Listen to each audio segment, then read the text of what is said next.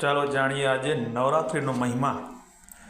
પૌરાણિક કથા અનુસાર મહિષાસુર નામનો એક રાક્ષસ હતો, જેણે ખૂબ ઘોર તપસ્યા કરી અગ્નિદેવને પ્રસન્ન કર્યો અને તેમની પાસેથી એવું વરદાન મેળવ્યું કે તે કોઈ પણ નર જાતિના શસ્ત્રથી મૃત્યુ ન પામી શકે।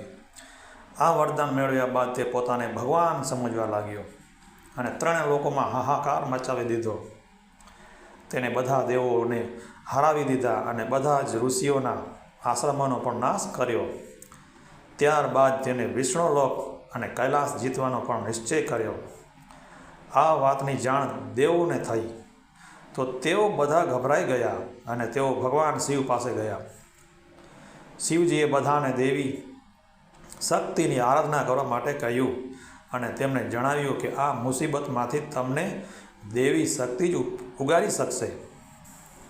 બધા દેવોએ દેવી શક્તિની આરાધના કરી, તેમને પ્રસન્ન કર્યા અને દેવીએ બધા દેવોને નિર્ભય રહેવા માટે કહ્યું।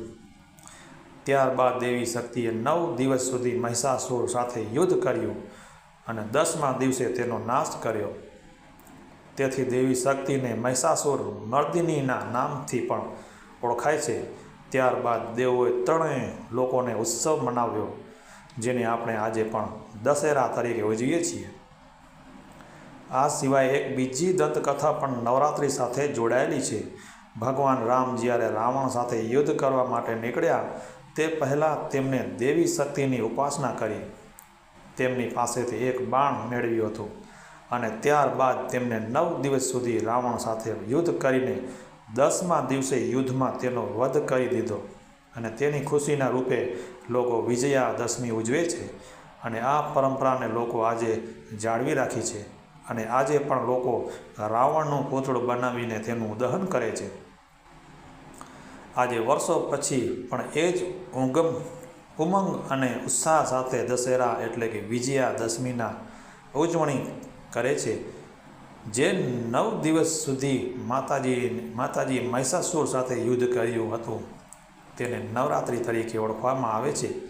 આ 9 દિવસ દરમિયાન માતાજીની ઉપાસના કરવામાં આવે છે અને ખૂબ જ ભાવ સાથે માતાજીના ગરબા રમવામાં આવે છે।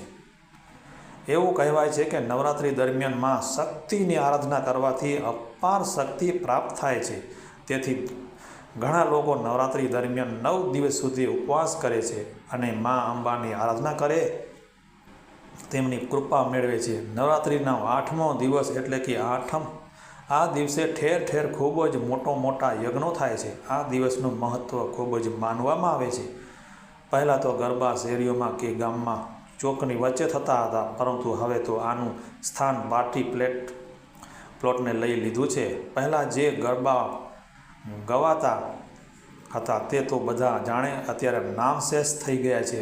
પહેલાં ગામડાઓમાં મહિલાઓ જાતે ગરબા ગાતી હતી અને જો કોઈના ઘરે બાળક જન્મ્યો હોય કે સારો પ્રસંગ હોય તો તેમના ઘરે ગરબા ગવાતા, પરંતુ આજે તો એ પરંપરા જાણે અદૃશ્ય થઈ છે। છતાં પણ હજુ ગામડાઓમાં મંદિરોના ચોકમાં ગરબા થાય છે, જે આપણા ભારતની પારંપરિક યાદને તાજી કરાવે છે। હવે તો ગરબા તો દૂર, પરંતુ ડીજે આવી ગયા છે અને ગરબાની જગ્યાએ ફિલ્મી ગીતો ગવાય છે। જેમ જેમ દિવસો વીતતા જાય છે તેમ તેમ આપણી સંસ્કૃતિનો ધ્વંસ થઈ રહ્યો છે અને આપણી સંસ્કૃતિ ધીરે ધીરે નાશ પામતી જઈ રહી છે।